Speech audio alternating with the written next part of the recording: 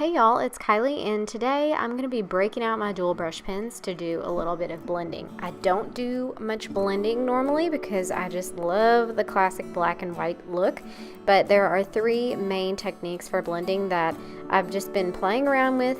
They're just nothing fancy, nothing crazy, probably what you've seen before, but I'm just breaking them down here for you today in this video. So I have my brush pens, I have this Tombow Fudonosuke, which you don't really need, a colorless blender, a Tombow blending palette, which is just a plastic surface, and a Rhodia pad, which has paper perfectly ideal for lettering. It's super smooth and really good for blending as well. And then in this first technique, you'll really want to make sure you have smooth paper because this is marker on paper blending. So you're doing all your blending right on top of the paper, and if you don't have a really smooth paper, then it will start to pill up, and that's no fun. So I've got two pinks, a light pink and a dark pink. I'm lettering initially with the light pink. I'm going to go in with that darker pink, and I'm going to place a little bit of color right in the middle. You can put it at the top, the bottom, the middle, wherever you want. Then you go back to your lighter color, and you're going to pull from the middle of that darker color in short, feathery, light brush strokes that just blend everything out really seamlessly. And you might need to practice a little bit with this technique. I find that this is probably the trickiest one personally, so don't get discouraged if you need to practice with this, or if it takes you a couple times to get it right. You have to go over it several times, no big deal. And I included this step in here with this brush pen because you can add a little shadow to it to give it a little dimension, and it'll look really, really impressive, and you'll just shock everyone and impress all your friends forever. So who doesn't want that?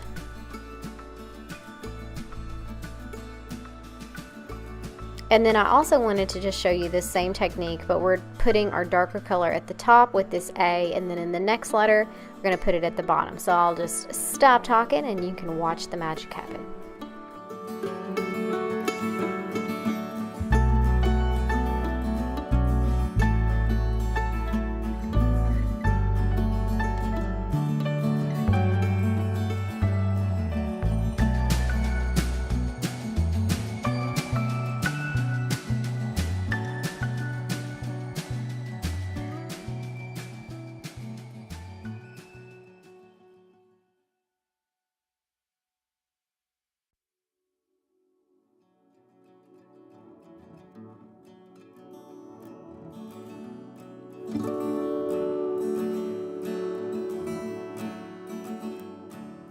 For the second technique, I've got two, once again, like colored brush pens. Is that how you'd say that? I've got a light green and then a really pretty teal blue. It's one of my favorite colors that Tombow has.